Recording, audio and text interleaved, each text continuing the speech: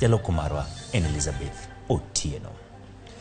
Senator Mabusia Okiya Omtatah otero ng'ur e nyim doho e paro mar omenda manyocha ichoko e pach jopiny. E ng'ur mare Omtatah wacho ni paro no mabende ong'ere kaka finance magana 2023 dhi atako chike ma pachoka.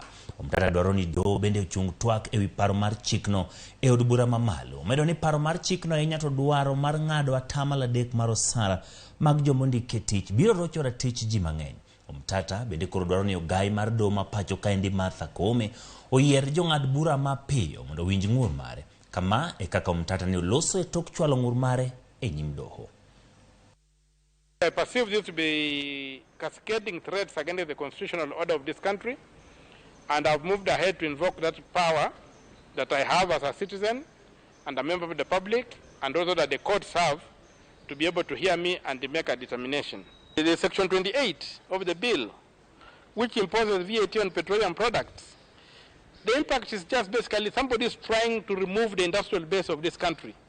People are going to be businesses are going to move out. The country is going to be very expensive and unproductive.